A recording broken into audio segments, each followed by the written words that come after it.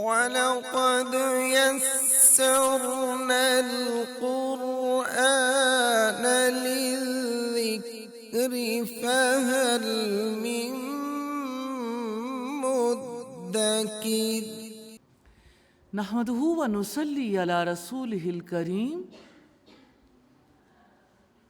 اما بعد فاعوذ باللہ من الشیطان الرجیم بسم اللہ الرحمن الرحیم رب اشرح لی صدری ویسر لی امری واحلل عقدۃ من لسانی یفقہوا قولی۔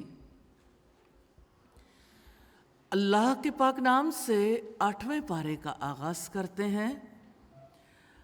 8ویں پارے کا پہلا رکوع ہے جس میں رب العزت نے یہ بتایا کہ اسلام میں اصل حاکمیت اللہ سبحانہ و تعالیٰ کی ہے۔ رکوع میں 4 مین پوائنٹس ہیں۔ نمبر 1، قبولیت حق کا تعلق بیرونی عوامل سے نہیں ہوتا۔ نمبر 2، ہدایت یا گمراہی کا دار و مدار مشیت الہی پر ہے۔ نمبر 3، اصل حاکمیت اللہ سبحانہ و تعالیٰ کی ہے۔ اور نمبر 4، شیطان کا طریقہ واردات ہے۔ تو آئیے دیکھتے ہیں ایمان کی دولت کیسے ملتی ہے۔ اللہ تعالیٰ کی مشیت سے، خلاف عادت نشانیوں سے، معجزات سے نہیں ملتی۔ وَلَوْ أَنَّنَا نَزَّلْنَا إِلَيْهِمُ الْمَلَائِكَةَ وَكَلَّمَهُمُ الْمَوْتَى وَحَشَرْنَا عَلَيْهِمْ كُلَّ شَيْءٍ قُبُلًا مَا كَانُوا لِيُؤْمِنُوا إِلَّا أَن يَشَاءَ اللَّهُ وَلَكِنَّ أَكْثَرَهُمْ يَجْهَلُونَ۔ اور اگر واقعتاً ہم ان پر فرشتے اتار دیتے اور مردے ان سے باتیں کرتے اور ہم ان کے سامنے ہر چیز جمع کر دیتے تب بھی وہ ایمان نہ لاتے، مگر یہ کہ اللہ تعالیٰ چاہے، لیکن ان میں سے اکثر لوگ جہالت برتتے ہیں۔ اللہ سبحانہ و تعالیٰ نے یہ واضح کیا ہے کہ حق کو قبول کرنے کا تعلق انسان کے باہر جو عوامل ہوتے ہیں ان سے نہیں ہوتا۔ اس لیے فرمایا فرشتے اتار دیں، مردے باتیں کریں، ہر طرح کی چیزوں کو جمع کر دیں، تب بھی وہ ایمان لانے والے نہیں ہیں۔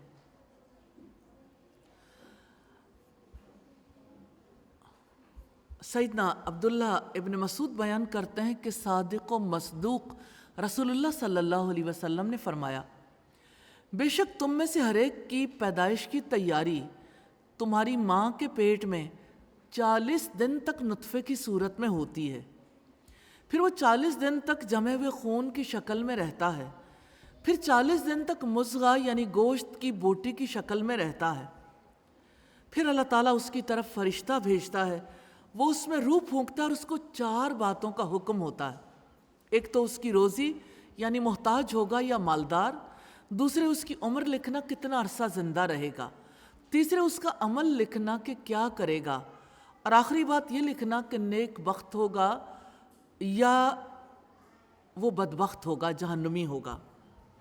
پس میں قسم کھاتا ہوں اس کی کہ جس کے سوا کوئی معبود نہیں، بے شک تم لوگوں میں سے کوئی اہل جنت کے کام کرتا رہتا ہے یہاں تک کہ اس میں اور جنت میں بالشت بھر کا فاصلہ رہ جاتا ہے، پھر تقدیر کا لکھا اس پر غالب آ جاتا ہے، بس وہ دوزخیوں والے کام کرنے لگتا ہے اور جہنم میں چلا جاتا ہے۔ اور کوئی آدمی عمر بھر دوزخیوں والے کام کرتا رہتا ہے یہاں تک کہ دوزخ میں اور اس میں سوائے ایک بالشت کے کچھ بھی فرق نہیں رہ جاتا کہ تقدیر کا لکھا اس پر غالب آ جاتا ہے، وہ جنتیوں جیسے کام کرنے لگتا ہے اور پھر جنت میں چلا جاتا ہے۔ اللہ سبحانہ و تعالیٰ نے عمر، رزق، خوش بختی یا بدبختی پہلے سے طے کر رکھی ہے، اس لیے انسان اپنی تقدیر سے بھاگ نہیں سکتا۔ وَكَذَلِكَ جَعَلْنَا لِكُلِّ نَبِيٍّ عَدُوًّا شَيَاطِينَ الْإِنسِ وَالْجِنِّ، اور اسی طرح ہم نے ہر نبی کا انسان شیطانوں اور جن شیطانوں کو دشمن بنا دیا ہے، جو دھوکہ دینے کے لیے ملمہ کی ہوئی باتیں ایک دوسرے کے دل میں ڈالتے ہیں۔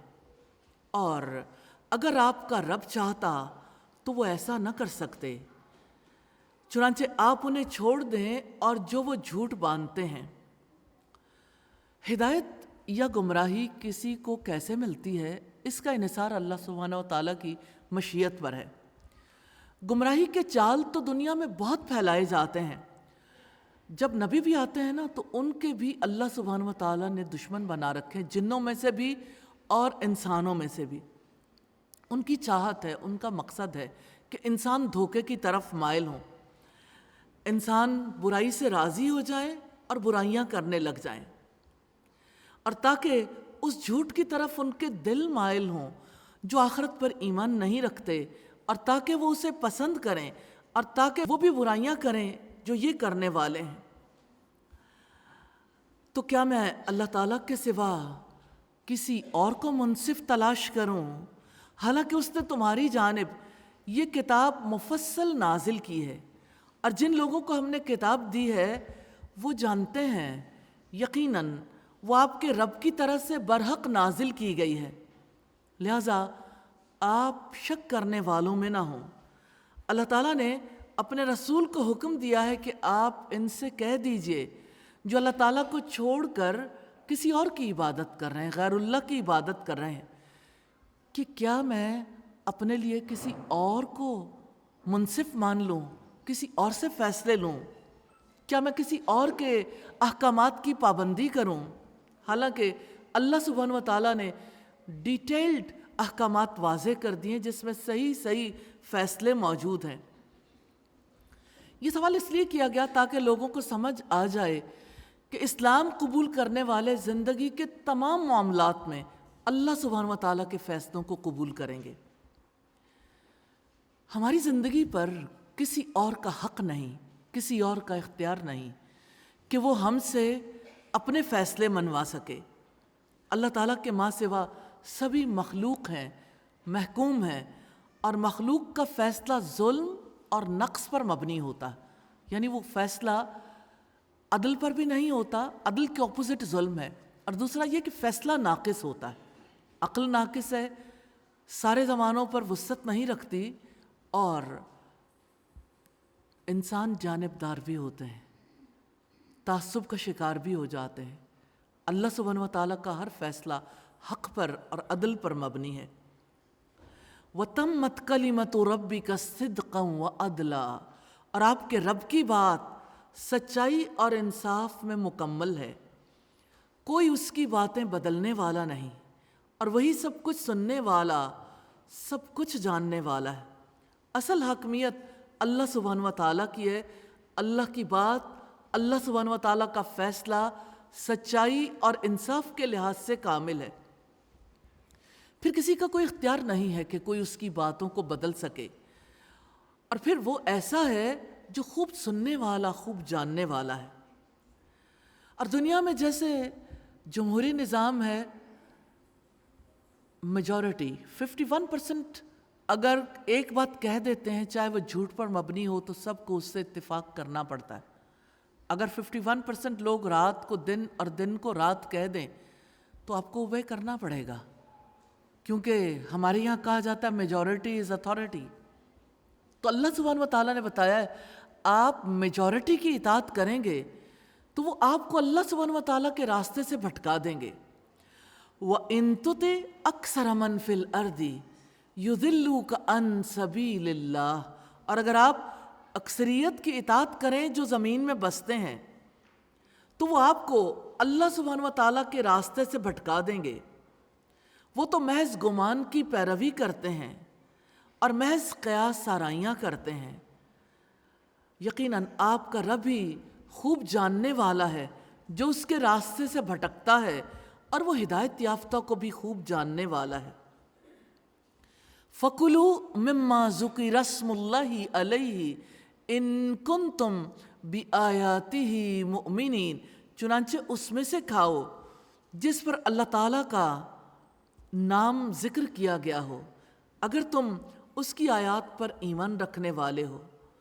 وَمَا لَكُمْ أَلَّا تَأْكُلُوا مِمَّا ذُكِرَ اسْمُ اللَّهِ عَلَيْهِ وَقَدْ فَصَّلَ لَكُمْ مَا حَرَّمَ عَلَيْكُمْ إِلَّا مَا اضْطُرِرْتُمْ إِلَيْهِ۔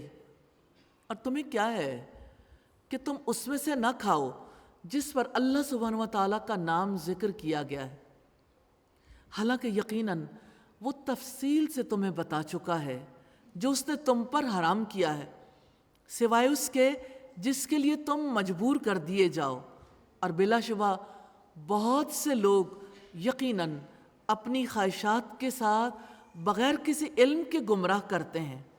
یقیناً آپ کا رب حد سے گزرنے والوں کو زیادہ جاننے والا ہے۔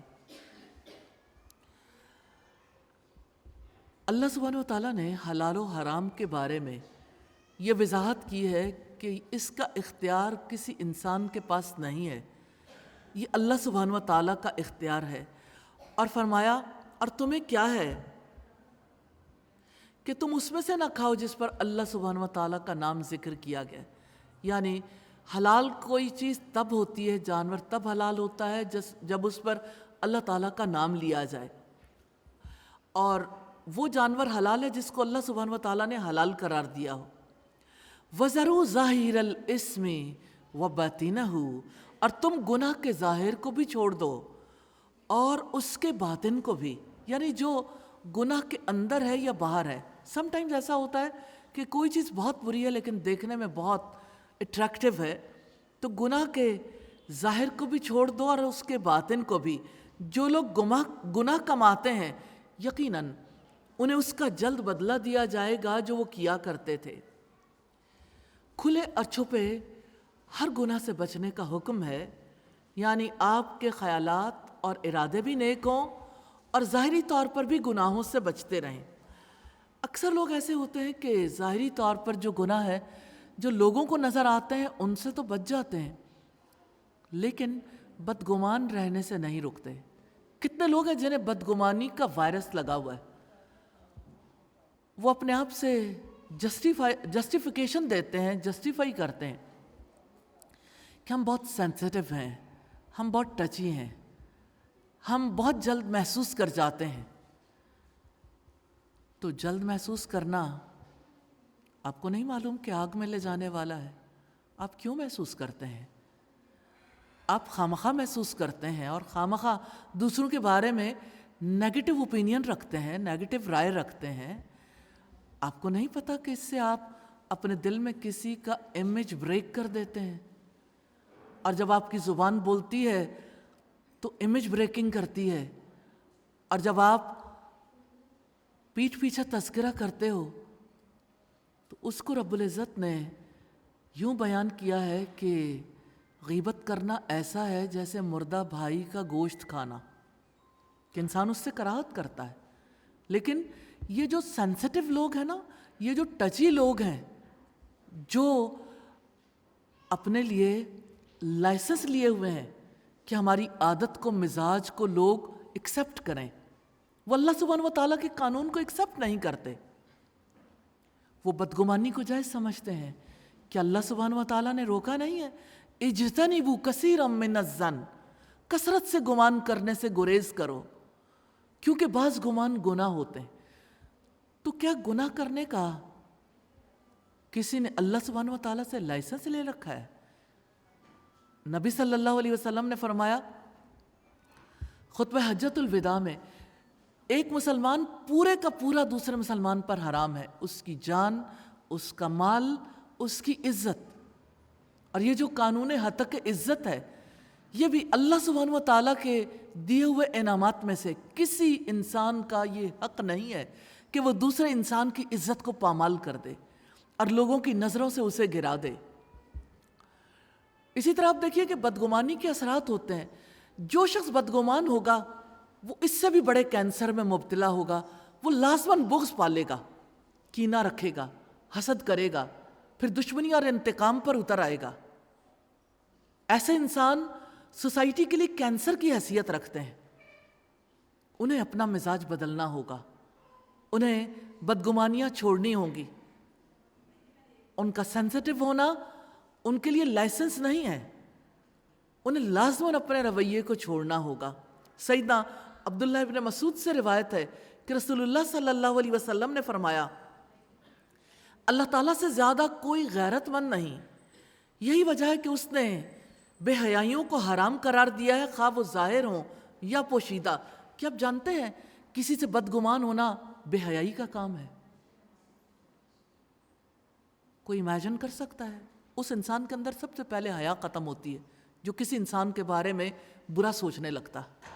اور آپ سوچئے پوری سوسائٹی اس کو اپنے لیے جائز سمجھتی ہے، اور اس کے لیے دلیل کیا دی جاتی ہے کہ لوگوں میں وہ بات ہے۔ لوگوں میں ہوگی نا، آپ کو وہ گندگی اپنے اندر رکھنے کی کیا ضرورت ہے؟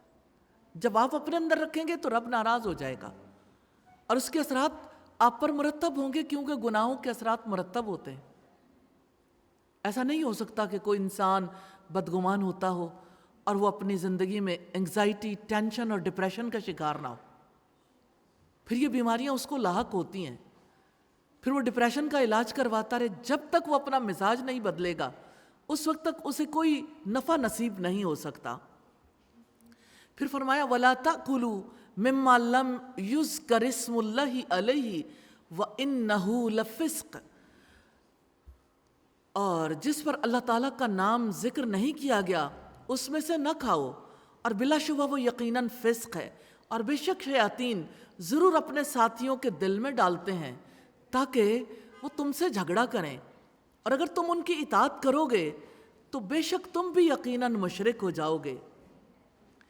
عدی بن حاتم جو پہلے عیسائی تھے کہنے لگے اللہ کے رسول صلی اللہ علیہ وسلم، ہم اپنے علماء اور مشائخ کو رب تو نہیں سمجھتے تھے۔ آپ نے عدی سے پوچھا کیا جس چیز کو وہ حلال کہتے ہیں یا حرام کہتے ہیں آپ ان کی بات مان لیتے تھے؟ عدی کہنے لگے کہ ہاں یہ تو تھا۔ آپ نے فرمایا بس یہی رب بنانا ہے۔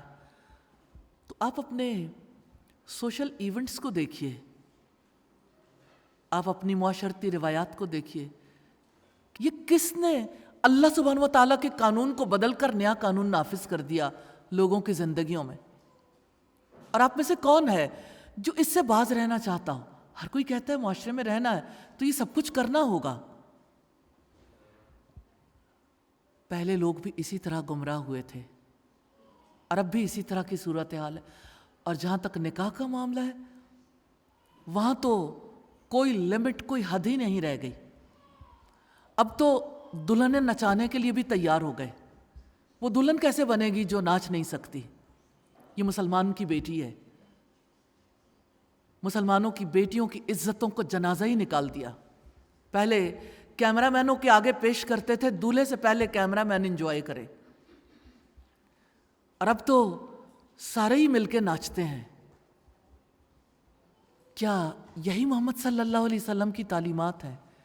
کیا یہی سنت ہے جس کو فالو کرنا تھا؟ اور کون ہے جو دل میں اسے برا جانتا ہو، اور کون ہے جو اسے روکنا چاہتا ہو؟ ہم نے اسے ایکسیپٹ کر لیا۔ سارے بیٹھ کے اسکرولنگ کرتے رہتے ہیں، کس کی شادی، کس کی شادی، اس کی شادی پہ یہ ہوا، اس کی شادی پہ یہ ہوا۔ جو پہلے علم نہیں تھا اب سب لوگوں کے نوٹس میں آتا، سب لوگ امیون ہو گئے۔ تو حلال و حرام کے ڈیسیژنز پہلے تو چلو علماء کرتے تھے، اب تو دین کی صورت ہی بدل ڈالی۔ زندگی میں جو کرنا چاہتے ہیں، جیسے کرنا چاہتے ہیں وہ سب کچھ کرتے چلے جاتے ہیں۔ ہر کوئی اپنی شریعت خود بنا کے بیٹھا ہے۔ تو کیا یہ خود کو رب بنانا نہیں ہے؟ کیا خود کو رب بنانا رب نے جائز قرار دیا ہے؟ خود پرستی کا دین ہے، خود فریبی کا دین ہے، خود غرضی کا دین ہے، خود فراموشی کا دین ہے۔ علماء جب کسی چیز کو حلال یا حرام قرار دیں، اگر اللہ کی ہدایت کے مطابق ہے تو ٹھیک ہے، اگر وہ اللہ تعالیٰ کی ہدایت کے مطابق نہیں تو اس پر عمل نہیں کیا جا سکتا۔ اور شیطان کا طریقہ واردات ہے، اپنے ساتھیوں کے دلوں میں شکوک ڈالتا ہے تاکہ وہ تم سے جھگڑا کریں۔ ڈاؤٹ سے آج سب لوگوں کے برینز آلودہ کیے جاتے ہیں۔ جو لوگ کووڈ سے ڈرتے تھے، وائرس ہے نا، وہ کبھی شیاطین سے ڈرتے ہیں؟ جو کچھ شیاطین دماغوں کے اندر انڈیلتے چلے جاتے ہیں۔ ایک وائرس سے بچنے کے لیے تو ہاتھ بھی دھوتے تھے، ماسک بھی پہنتے تھے، سوشل ڈسٹینسنگ بھی، لیکن شیاطین جو کچھ سکھانا چاہتے ہیں، جس راستے پہ ڈالنا چاہتے ہیں، اس کے لیے کوئی احتیاطی تدبیر ہی نہیں ہے۔ ہم کیسے لوگ ہیں، اپنے رب کا مقابلہ کرتے ہیں، رب کے مقابلے میں اپنی شریعت، اپنے طریقے، اپنا لائف سٹائل ایجاد کرتے ہیں۔ یہ تھا رکوع نمبر 1، اور اس میں 2 مین پوائنٹس ہیں، ہدایت یافتہ ہونا اور اللہ تعالیٰ کی آیات پر ایمان۔ جن چیزوں سے روکا گیا، ایمان نہ لانا، جہالت کی باتیں کرنا، ایمان والوں سے دشمنی کرنا، ایک دوسرے کو دھوکہ دینے کے لیے پرفریب باتیں القاء کرنا، جھوٹ گھڑنا، آخرت پر ایمان نہ رکھنا، غیر اللہ کے فیصلے چاہنا۔ میں ایک لمحے کے لیے سوال کرنا چاہتی ہوں، آپ نے اپنی سوشل لائف میں، اپنی ذاتی زندگی میں، معاشرتی زندگی میں کبھی اللہ سبحانہ و تعالیٰ کے خلاف اپنے ارد گرد والوں سے، سوسائٹی کے طور طریقوں کے مطابق کوئی کام کیا ہے؟ اس میں کبھی سوچا ہی نہ ہو کہ اللہ سبحانہ و تعالیٰ کی کیا چاہت ہے؟ اگر ہم اپنی سوشل لائف میں دیکھیں تو ہمارا طرز عمل براہ راست اللہ تعالیٰ سے ٹکراؤ کا ہے، اس کے رسولوں سے ٹکراؤ کا ہے۔ کتنی عجیب بات ہے، قرآن اس کے بارے میں رولنگ دیتا ہے کہ آپ غیر اللہ کے فیصلے چاہتے ہو، اللہ کے ماں سوا دوسروں سے آپ اپنا لائف سٹائل لیتے ہو۔ اور آخری بات ہے جس سے روکا گیا، شک کرنا، لوگوں کی میجورٹی کی اطاعت کرنا، لوگوں کو اللہ تعالیٰ کے راستے سے بھٹکانا، گمان کی پیروی کرنا، حد سے نکلنا، خواہشات کی بنیاد پر علم کے بغیر لوگوں کو گمراہ کرنا، قیاس آرائیاں کرنا۔ کمٹمنٹ پوائنٹس ہیں، گمان کے مطابق نہیں، علم کے مطابق زندگی گزارنے۔ Now you have to decide۔ آپ نے 7 پارے پڑھے ہیں، 8واں پارہ ہے۔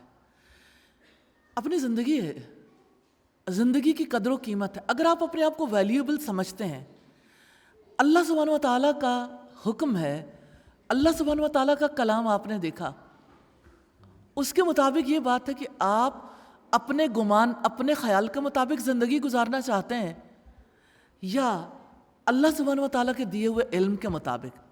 آج پہلے فیصلہ کریں گے، پھر ہم آگے پڑھیں گے۔ آپ نے کتنے لوگوں نے اپنے گمان کے مطابق زندگی گزارنی ہے اور کتنے لوگوں نے علم کے مطابق گزارنی ہے؟ ہینڈ ریز کریں۔ علم کے مطابق گزارنا چاہتے ہیں، یا اللہ توفیق دینا، یا اللہ توفیق دینا۔ ہر موڑ پر زندگی کے ہر کام کے لیے فیصلہ اللہ سبحانہ و تعالیٰ سے لینا ہے، اپنی مرضی کے فیصلے نہیں کرنے۔ انشاءاللہ یا اللہ تو سمجھا دینا، توفیق دینا، ہمیں اتنی سمجھ نصیب کرنا، آمین ثم آمین۔ رکوع نمبر 2 ہے، اسلام اور کفر کی کشمکش ہے۔ 4 مین پوائنٹس ہیں، بے شعوری اور حقیقت شناسی برابر نہیں۔ اور دوسرا پوائنٹ ہے شرح صدر بمقابلہ ضیق صدر، یعنی سینے کی، دل کی تنگی۔ اور نمبر 3 ہے قیامت کے روز حقیقتوں سے پردہ اٹھایا جائے گا۔ اور نمبر 4 شیاطین کے روز و شب۔ تو ایمان کی روشنی میں زندگی بسر کرنے والا اور جہالت، گمراہی اور گناہوں کی تاریکیوں میں ڈوبا ہوا دونوں یقیناً برابر نہیں ہو سکتے۔ اللہ سبحانہ و تعالیٰ کا سوال ہے، أَوَمَنْ كَانَ مَيْتًا فَأَحْيَيْنَاهُ وَجَعَلْنَا لَهُ نُورًا يَمْشِي بِهِ فِي النَّاسِ كَمَنْ مَثَلُهُ فِي الظُّلُمَاتِ لَيْسَ بِخَارِجٍ مِّنْهَا۔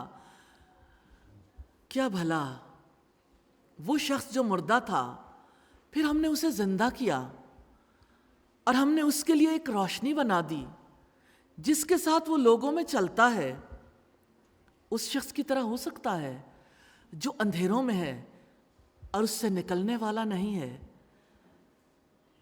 اسی طرح کافروں کے لیے خوشنما بنا دیے گئے جو وہ عمل کرتے تھے۔ اندھیرے میں وہ ہے جس کے پاس علم کی روشنی نہیں ہے۔ تو اللہ سبحانہ و تعالیٰ کہتے ہیں وہ جو علم کی روشنی میں چلنا چاہتا ہے اور وہ جو علم کے بغیر جہالت کے اندھیرے سے نکلنا نہیں چاہتا، یہ بتائیے کیا یہ دونوں برابر ہیں؟ تو یہ علم ہے، یہ روشنی ہے، یہ اللہ سبحانہ و تعالیٰ کا دیا ہوا پیغام ہے، یہی دلوں کو زندہ کرتا ہے، اس کی وجہ سے ایمان تر و تازہ ہوتا ہے، اس کی وجہ سے انسان اللہ سبحانہ و تعالیٰ کی مرضی کی زندگی گزارنے کے قابل ہوتا ہے۔ تو بے شعوری اور حقیقت شناسی برابر نہیں ہے۔ اللہ سبحانہ و تعالیٰ نے بتایا کافروں کے لیے ان کے اعمال خوشنما بنا دیے گئے، اور توجہ دلائیے کہ دیکھو مردہ اور زندہ برابر نہیں ہے۔ تو جس کے پاس علم ہے اور جس کے پاس علم نہیں ہے، هل يستوي الذين يعلمون والذين لا يعلمون، کیا وہ لوگ جو علم رکھتے ہیں اور وہ جو علم نہیں رکھتے برابر ہو سکتے ہیں؟ اور بڑی اہم آیت ہے، معاشرے میں بگاڑ کیسے آتا ہے، سوسائٹیاں کیسے اپنے دین کو بدل ڈالتی ہیں، طور طریقے لائف سٹائل کیسے بدل جاتے ہیں۔ یہ ٹرینڈ سیٹرز ہیں۔ ٹرینڈ سیٹرز جو ہیں ایسے ٹرینڈز بناتے ہیں جس کے بعد سب لوگ پیچھے چلنے لگ جاتے ہیں۔ یہ ٹویٹر کا ٹرینڈ ہو یا ڈیزائنرز کا ٹرینڈ ہو یا کسی اور نوعیت کا ٹرینڈ ہو، ہر معاشرے کے بڑے مجرم گہرے اندھیروں کے مسافر بنتے ہیں اور لوگوں کو بھی تاریکیوں میں غرق کر دیتے ہیں۔ وَكَذَلِكَ جَعَلْنَا فِي كُلِّ قَرْيَةٍ أَكَابِرَ مُجْرِمِيهَا لِيَمْكُرُوا فِيهَا، اور اسی طرح ہم نے ہر بستی میں اس کے بڑوں کو مجرم بنا دیا ہے تاکہ وہ اس میں مکر و فریب کریں، اور جو مکر و فریب وہ کرتے ہیں اپنے ساتھ ہی کرتے ہیں اور وہ شعور نہیں رکھتے۔ بڑے مجرموں کے دلوں میں تکبر بھرا ہوتا ہے، یہ تکبر اسلام سے دوری کا سبب بنتا ہے۔ کتنی عجیب بات ہے کہ کوئی اللہ کا بندہ ہو اور اللہ سبحانہ و تعالیٰ سے ہی دور رہے جس نے پیدا کیا ہے، زندگی کے فطری پروگرام سے ہی دور رہے، یعنی اسلام سے، وہ ایمان ہی نہ لائے، اطاعت ہی نہ کرے۔ کتنی عجیب بات ہے کہ لوگوں کو ایمان لانا، اللہ سبحانہ و تعالیٰ کی بات ماننا ایسے لگتا ہے جیسے کسی نے ان کے گلے میں پھانسی کا پھندا ڈال دیا، ایسا لگتا ہے کہ سانس گھٹ جائے گا۔ خود بھی گہرے اندھیروں کے مسافر بن جاتے ہیں، لوگوں کو بھی تاریکیوں میں غرق کرتے ہیں۔ انہیں اس بات کا شعور نہیں ہوتا کہ انہوں نے حق کی مخالفت کر کے کھویا کیا ہے، انہوں نے اپنے رب کو کھو دیا۔ کہیں ہم نے تو اپنے رب کو نہیں کھو دیا؟ اپنے گھر میں آپ انہی اصولوں کے مطابق رہتے ہیں جو اللہ سبحانہ و تعالیٰ نے بتائے ہیں، جو محمد صلی اللہ علیہ وسلم کی سنت ہے۔ چلیے میں آپ سے ایک سوال کرتی ہوں، آپ مجھے یہ بتائیے کہ آپ کے گھر میں مرد مہمانوں کے اور خواتین مہمانوں کے بیٹھنے کی جگہ ایک ہی ہے یا مختلف؟ نارملی اگر آپ گھروں میں دیکھیے ایک ڈرائنگ روم ہوتا ہے، خاندان کے لوگ جب بیٹھتے ہیں مرد عورتیں سب اکٹھے بیٹھتے ہیں، رشتہ ہے۔ اللہ سبحانہ و تعالیٰ کو نہیں پتہ جس نے ہم سب کو رشتہ دار بنایا؟ تو ہمارے تو کنسٹرکشن سٹائل میں اسلام ہے ہی نہیں۔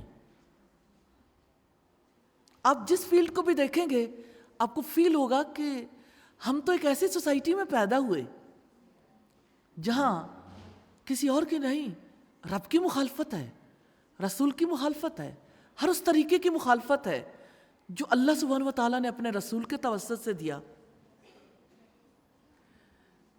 تو حق کی مخالفت کرنا کوئی سادہ بات نہیں ہے۔ جب بھی کوئی مخالفت کرتا ہے اپنی فطرت کو کھو دیتا ہے، اپنے زندگی کے پروگرام کو کھو دیتا ہے۔ اب سوچئے آپ کی کسی بھی مشینری میں پروگرامنگ ہوتی ہے نا پیچھے، اگر کسی کی پروگرامنگ ہی خراب ہو جائے تو مشین کام کرتی ہے؟ آپ مائکرو ویو کو ایک چھوٹے سے ٹچ کے ساتھ یوز کرتے ہیں، آپ موبائل کو ٹچ کے ساتھ یوز کرتے ہیں، پیچھے پروگرامنگ ہے۔ اگر پروگرامنگ خراب ہو جائے تو آپ کے لیے پتھر ہے، اس کے سوا کچھ نہیں۔ تو انسان بھی پتھروں کی طرح ہو جاتے ہیں جب ان کی پروگرامنگ خراب ہو جاتی ہے۔ جس کو یہ بھول جاتا ہے کہ میرا آخری انجام کیا ہوگا، کیا وہ اپنی کامیابی کو کھو نہیں دیتا؟ اپنی قدر و قیمت والی زندگی کو، اپنی صلاحیتوں کو، اپنے وقت کے سرمایے کو، اپنے مال کو ہر ایک چیز سے کیسے کوئی تہی دامن ہو سکتا ہے؟ جب دنیا میں کوئی اتنے بڑے خسارے تک پہنچ جائے تو جب رب العزت کے پاس پہنچتے ہیں تو نہ کسی سفارشی کو پاتے ہیں، نہ کسی مددگار کو، نہ کوئی بدلے میں کام آنے والا ہے۔ تن تنہا اللہ سبحانہ و تعالیٰ کے سامنے حاضر ہونے والے اپنی زندگی کے دھوکے کے بارے میں بے شعور ہیں۔ یہ کیسی خود فریبی ہے جہاں ہر کوئی اپنے بارے میں سمجھتا ہے، جیسے قرآن کہتا ہے یزکون انفسہم، وہ اپنے آپ کو پاک جانتے ہیں، لوگوں کے سامنے ظاہر کرتے ہیں بڑے نیک ہیں۔ اللہ سبحانہ و تعالیٰ ہر ایک کے حال کو جانتا ہے، اٹائر سے، گیٹ اپ سے لوگ پہچانتے ہیں۔ شاید یہی اسلام ہے۔ اللہ سبحانہ و تعالیٰ تو دل اور نیتوں کو جانتا ہے اور اسی کو دیکھتا ہے، اور اللہ تعالیٰ زیادہ بہتر جانتا ہے کہ رسالت کسے عطا فرمائے۔ اور جب ان کے پاس کوئی نشانی آتی ہے وہ کہتے ہیں کہ ہم ہرگز نہیں مانیں گے یہاں تک کہ ہمیں بھی اس جیسا بنا دیا جائے جیسا کہ رسولوں کو دیا گیا۔ اللہ تعالیٰ زیادہ جانتا ہے جہاں وہ اپنی رسالت رکھتا ہے۔ جن لوگوں نے جرم کیے جلدی انہیں اللہ تعالیٰ کے ہاں سے ذلت اور سخت عذاب پہنچے گا، اس وجہ سے کہ وہ مکر و فریب کرتے تھے۔ وَلَقَدْ يَسَّرْنَا الْقُرْآنَ لِلذِّكْرِ فَهَلْ مِن مُّدَّكِرٍ